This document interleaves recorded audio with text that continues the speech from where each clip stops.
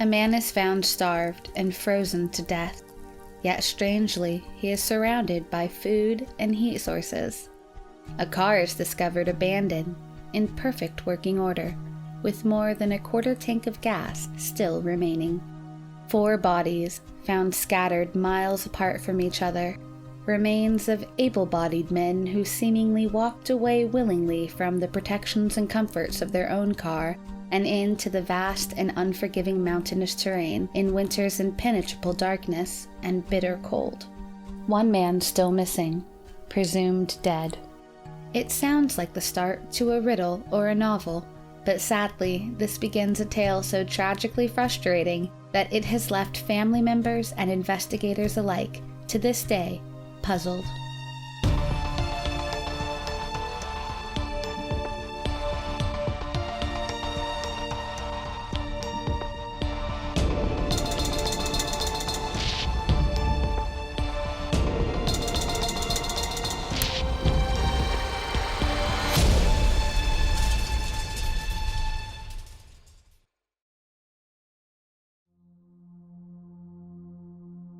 Theodore Earl Wayher, born May 26, 1946, was handsomely pudgy, with brown hair and brown eyes. Family members lovingly recall how he was friendly to a fault. He would often wave feverishly at strangers, a smile plastered across his boyish face. But if the unsuspecting recipients of the wave didn't reciprocate, Ted would go over it for hours, having taken personal offense at the slight. Attending Marysville High School with his younger brothers, Ted was a typical American boy, albeit a bit intellectually slow compared to his peers. He enjoyed the same activities as the rest of the inhabitants of his rather small town. Sports and socialization was his priority, and he stayed out of trouble. While Ted had previously been working at a local snack bar, serving customers and cleaning up the area, his family urged him to quit, as they were concerned that the tasks might be too stressful or taxing on him. Ted enjoyed using the telephone to call his close friend Bill Sterling, simply to read him silly names he found in a phone book, or an interesting news story he had found in the newspaper. Sociable and reliable, Ted was a trustworthy and responsible man, cared for and loved by his family. The last moment she spoke to Ted runs through his grandmother's mind. Watching him leave, as she so often did on chilly days and nights, Ted's grandmother called out after him, "You need a coat." He responded back genially, "Oh, Grandma, I won't need a coat, not tonight." Neither Ted nor his grandmother could possibly know how wrong he was.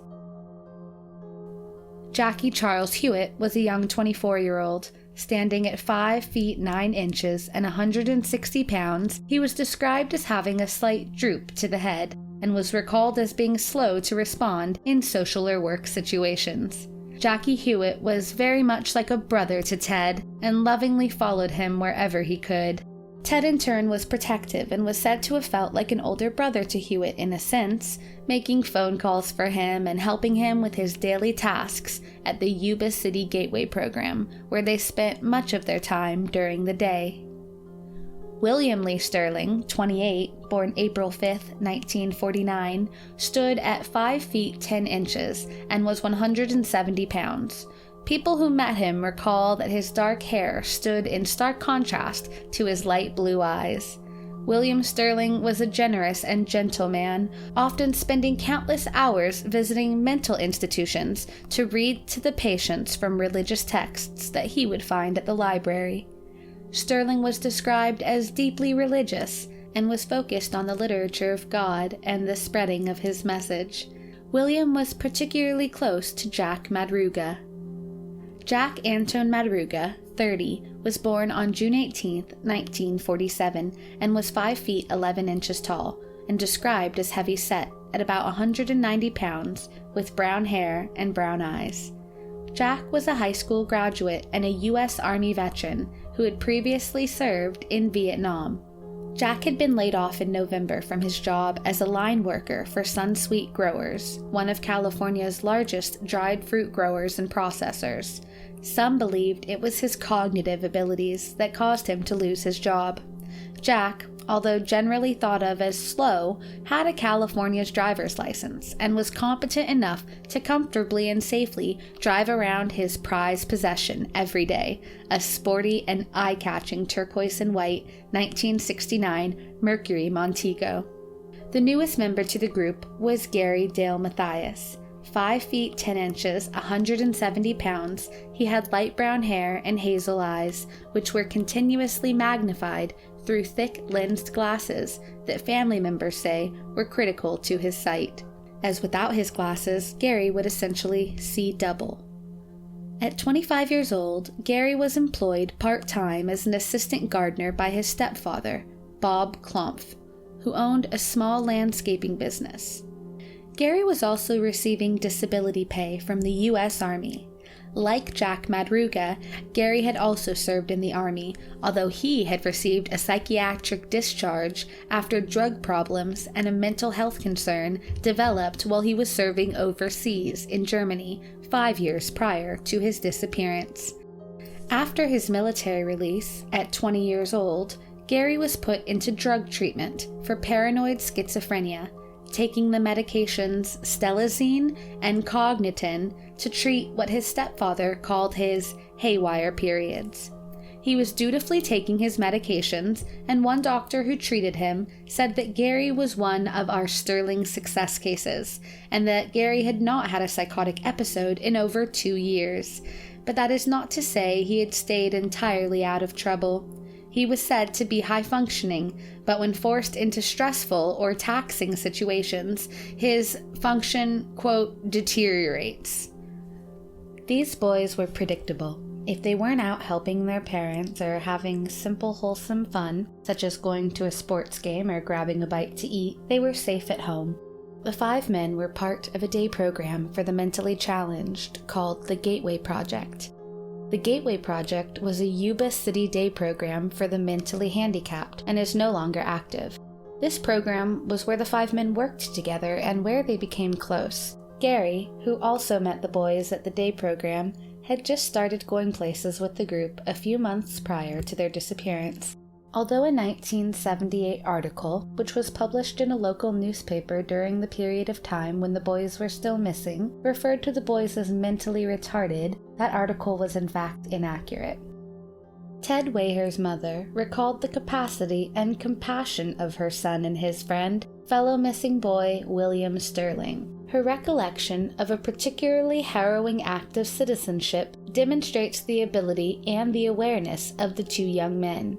Ted and Bill once helped a person get to a hospital who had overdosed on Valium. This helpful act not only shows the boys' heart, but also their minds' competencies. Having the wherewithal to notice and assist someone who is in this dire level of need demonstrates that these were not incompetent people by any definition of the word. Additionally, it should be made extremely clear that Gary Mathias wasn't slow. He was schizophrenic. That differentiation is important.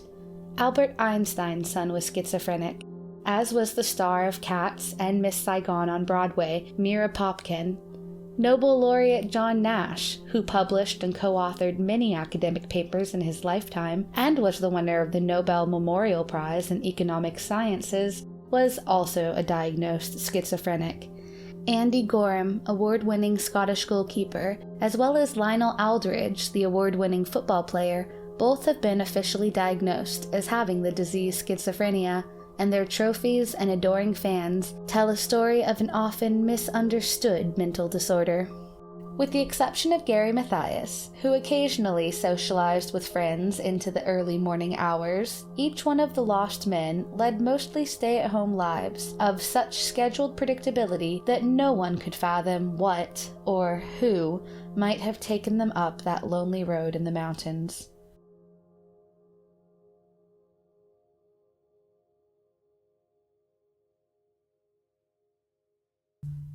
The big game the next day, Friday, February 25th, was all the boys had talked about in the days leading up to their unexpected disappearance. As part of their participation in the day program they were in, the young men had a chance to play a basketball game of their own in the Special Olympics Championships. Family members insisted that the boys wouldn't have missed this event for the world and would never have done anything to jeopardize such an opportunity. Quote, he had gone to the Special Olympics playoffs last year and had gotten Sally Struthers' autograph. He even had his basketball clothes laid out in his room, recalls Jack Madruga's mother. Weyer asked his mother to clean his white sneakers. He had wanted everything perfect for his big game the next day. Gary Mathias's parents recall a similar disposition from their excited son. He kept saying, "We got a big game Saturday. Don't you let me oversleep." In addition to the honor of getting to take part in an official tournament, a free week in Los Angeles was being awarded to the prize-winning team, which made the big event even more appealing and exciting. Each member of the team had received a jersey with the name Gateway Gators displayed proudly, a reference to the Gateway program that the city funded, and where the boys had originally become a group of friends. The boys looked forward to their day of excitement and competition, but they would never play that game. They would never be back in the warm embrace of their family and friends. Instead, they would meet a frozen and fearsome fate. After attending a basketball game at Chico State University at around 10 p.m. on February 24, 1978, the 5 young men from the Flatlands 50 miles to the south climbed into a turquoise and white 1969 Mercury Montego and drove out of the parking lot. The group then went to a local store and bought 1 Hostess cherry pie, 1 Langendorf lemon pie, 1 Snickers bar, 1 Marathon bar, 2 Pepsis, and 1.5 quarts of milk from Bayer's Market. Hardly the purchase of men planning to rough it in the mountains in the wintertime. The next day, February 25th, was to be the big game. The boys never got to shine on the basketball court, however. That night, as family members realized the boys hadn't come home, urgent phone calls were made, and the worry that they had felt at the late return of the rule-abiding boys quickly turned to panic. On Tuesday, February 28th, 4 days after the boys had last been seen, police found Jack Madruga's Mercury conspicuous against the wooded backdrop of the Oroville forest. Police first noticed the car's bright turquoise blue standing out garishly against the white of the overnight storm, which had passed through the Oroville-Quincy Highway, a narrow and windy road which leads straight through the Plumas National Forest. The car was over 70 miles from Chico, on a road which locals insist had to be deliberately navigated to, not just a place someone would make a wrong turn into. This road was palpably different from the surrounding highways and freeways, as its tight twists and turns would catch the attention of any driver or passenger as being patently different from the normal sights of the surrounding area.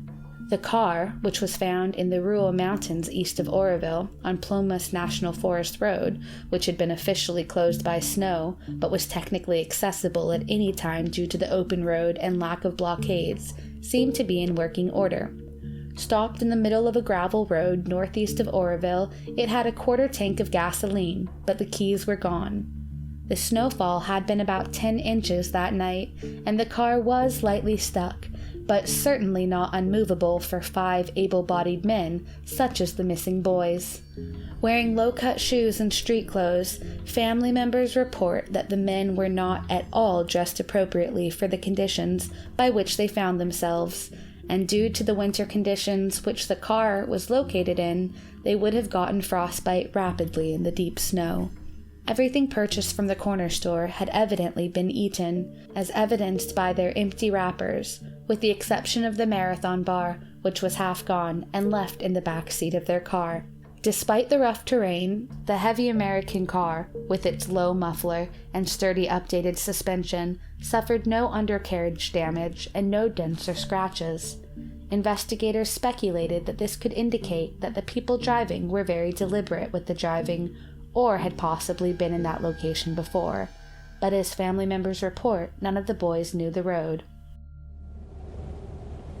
A storm had whistled through the woods the day the car was found, February 28th, dropping 9.5 inches of snow on the upper mountain. The search teams, who went out en masse through the mountainous terrain on horseback or on four-wheel drive vehicles, suffered to secure any knowledge of the group's whereabouts. Some personnel had trained search and rescue dogs and canvassed the mountainside for any clues as to the fate of the men. Counties reaching up to 150 miles away in the San Francisco Bay Area had reached out to help with the search. The terrain was so rough and the weather so unforgiving that the search team themselves nearly lost men to the treacherous conditions, and at many points the search had to be called off due to the cold and snow being far too dangerous to explore. However, nothing was located except their car. One of the features of many of the boys' slightly lowered cognitive processing ability was a childlike adherence to the rules. The mother of Jack Madruga recalls her son's respect for the rules and considerate feelings of his mother. Quote, "I'm sure he would have come home directly from the game," says Melba Madruga. "There is no way he would have gone voluntarily into the mountains that night." End quote. Similarly, it would be out of character for Ted to fail to inform his grandmother of his plans, and highly abnormal, says his family, for him to stay out all night.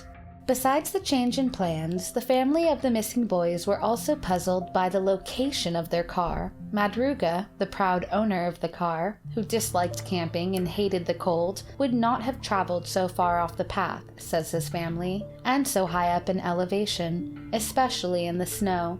Compounding the family's confusion was the fact that Madruga was not familiar with that road, and being the careful and meticulous person he was protective of both his car and his person, and would never have ventured up that steep, dark, narrow, and windy road.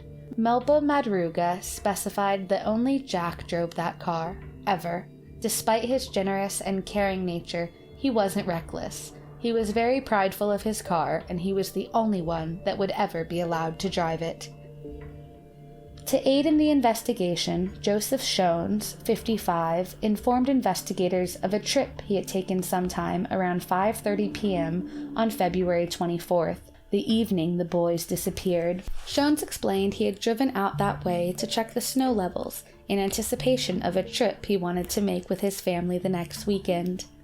He told police his vehicle ended up getting stuck in the snow and that in the process of trying to unstick the car, he suffered a mild heart attack and was unable to continue. Doctors later confirmed to police that in fact Shones had indeed suffered a mild heart attack, as confirmed by EKG readings taken at a hospital later on. All of this happened to Shones a near 150 feet from where the boys' car would be found 4 days later.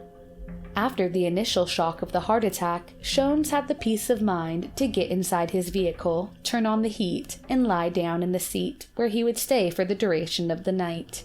At some point in the night, the unwell man, who was slowly running out of gas, heard, as he described, whistling noises from close by on the road. Shones got out of his car to ask for help, and saw what he thought looked like a few men with a lady holding what looked to be a baby, walking in the glare of what he believes was a vehicle, possibly a pickup truck's headlights. The voices of the group carried across the cold night, but as Shones called out for assistance, the voices went quiet, and the headlights turned off. Initially, he had reported seeing 2 vehicles, but admits that the pain and panic might have affected his perception and memory. After getting back into the car and falling asleep, he was again awoken to the sounds of talking and the glare of a flashlight shining into his vehicle. Surprised but determined, he came to more quickly this time and quickly recognized that this was his chance for assistance. Shones called out again for help and again was met with an abrupt silence and the extinguishing of the group's light sources. After an incalculable amount of time, says Shones, his car ran out of gas, and he was forced to abandon it in search of shelter in the cold early morning hours before the sun rose. The stranded motorist, who had already suffered a heart attack and quite a scare, then walked the 8 miles back to his first destination, a lodge he had patronized before his taxing excursion. At the onset of his journey, as he walked down the hill, he passed a turquoise and white Mercury Montego, empty, right in the center of the road. A few false sightings proffered as leads came in, but only weeks later, after the reward was publicly offered, did anybody report anything. The main lead that was investigated was a woman, claiming she had also seen a pickup truck, red and shiny, containing 5 boys. She claims she saw the group outside of Mary's Country Store in Brownsville at around 2 p.m. on Saturday, the same day as the much-anticipated basketball game. The store owner also remembers selling some food to a group of men. However, the details call into question a case of what seems like mistaken identity. The woman claims she saw Jack Madruga using the telephone. However, his brother was very clear that that was not something his brother would have ever done, as he hated using the phone. Additionally, the stepfather of Gary Mathias questioned how the boys would have been able to purchase food, given that none of them had extra money on hand, to last more than the intended night out. Gary Mathias' stepfather overall discredits the sighting. The family of one of the boys, it is not reported which boy specifically, consulted with psychics, says an article written before the boys' bodies were found. One fortune teller told family members that the boys had been kidnapped and taken to Arizona and Nevada. Another psychic said the boys had been murdered in Oroville in a 2-story red house, brick or stained wood, with a gravel driveway and the number 4723 or 4753. For 2 solid days, investigators drove every street in Oroville looking for that house. It did not exist. None of the leads panned out. Gary Mathias' stepfather, Klompf, and other relatives of the missing boys raised $1,000 for the boys' recovery, which was boosted to $2,600 by community contributions.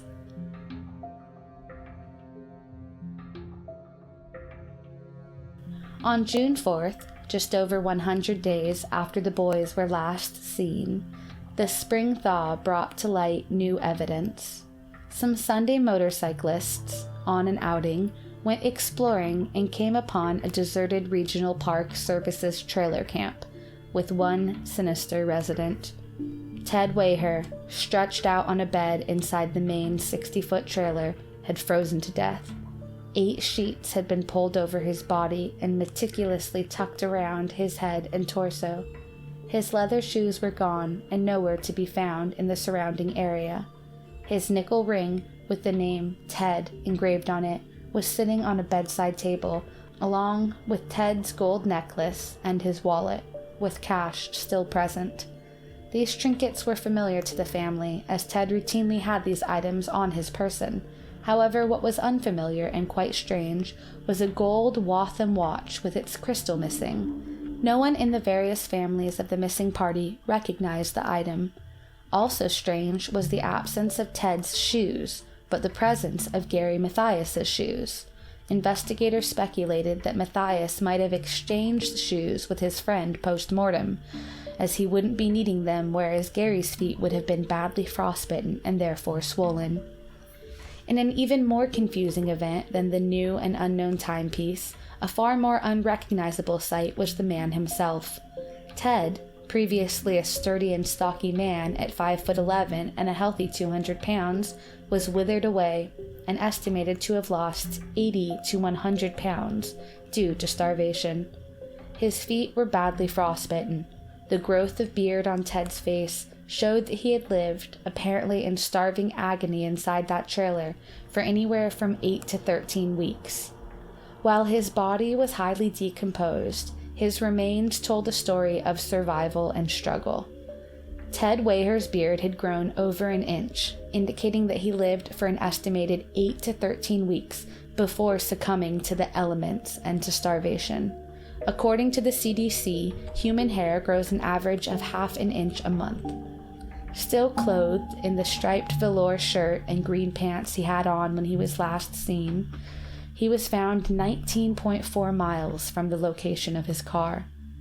How he traveled almost 20 miles in the frigid snowdrifts that were almost as tall as he is an utter mystery. The trailer was found locked and had been entered through a broken window. Despite the fact that matches were visible and accessible in the trailer, and despite the ample materials of paperback books and wood furniture, no fire was made. More than a dozen individual canned, pre-cooked, and prepared wet ration food from the military were found to have been opened and consumed. One can showed evidence of having been opened by an Army P-38 can opener, which relatives of the missing men say only the two boys who had served in the armed forces, both Jack Madruga and Gary Mathias, would have known how to use. However, in the same shed that the army rations were taken from was a locker full of enough dehydrated Mexican dinners and fruit cocktails, along with other assorted meals, to last the men years. The unlocked locker was untouched. The food was untouched. Equally frustrating for loved ones was the presence of the propane tank, also untouched. All they had to do was turn that gas on, says Yuba City Lieutenant Lance Ayers, and they'd have had gas to the trailer and heat. One day after Ted Waher's body was discovered, on June 5th, recovery workers located the remains of William Sterling and Jack Madruga.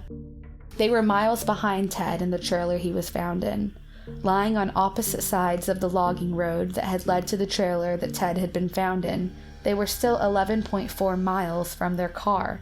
Lying next to the freshwater stream was the body of Jack Madruga on his back. Facing the sky, his body had been partially scavenged by wild animals, but was still positioned with the poignantly human gesture of his right hand holding his much-loved watch. William's body had decomposed, and his bones had scattered over a 50-square-foot area close to the road. 2 days later, every parent's worst nightmare was enacted when Jackie Hewitt's father found his own son's remains while out performing a search with the search and rescue team. Although investigators and family members alike had tried to persuade him to stay out of the search, he was adamant that he be useful, as his personality was always that of a helper and a doer. The scene still replays in the minds of those who witnessed a father finding the backbone of his own son, whose identity was later confirmed by the family dentist, but was preliminarily identified by the fact that Hewitt's Levi's and distinctive Get There's branded shoes were next to the bones. The next day, his skull would be found at the base of a hill 100 yards away by an assistant Plumas County sheriff. Just like the bodies of Jack Madruga and William Sterling, Jackie Hewitt's body was found northwest of the location of the service trailer which Ted Waher was found in. About a quarter-mile from the trailer were 3 Forest Service wool blankets and partially rusted flashlights on the ground in the off position. It was impossible to tell if this find had been used by the boys or was a coincidence, some leftover debris left by a different person or group. The only family that didn't get the closure of finding their son was the Mathias family, who had never been given any information of the fate of their son or the location of his body. They discovered that Gary Mathias knew people in Forbestown, which is about halfway between Chicago and Yuba cities, on a road with a turnoff so easy to miss that anybody driving it late at night may have ended up heading north toward the mountains and gotten lost. But that link did not help, as Gary's friends in Forbestown said they had not seen him for over a year. Theories abound as to the logic and reasoning behind these tragic deaths, but one fact rises above all. Logic and reason go out the window in sub-zero temperatures.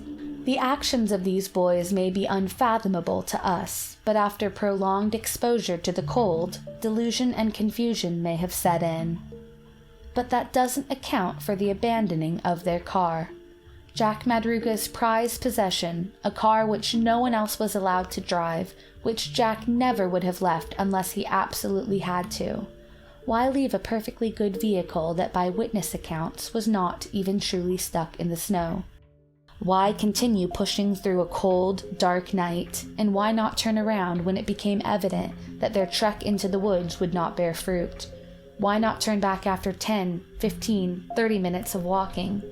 When the woods have proven so desolate that you could walk for weeks and never find another building or soul, why not return to the still functioning and gassed car for heat? Why was Ted surrounded by dehydrated food, yet starved? And why was he laying next to a full propane tank, yet frozen? These are just some of the questions still asked by friends and family.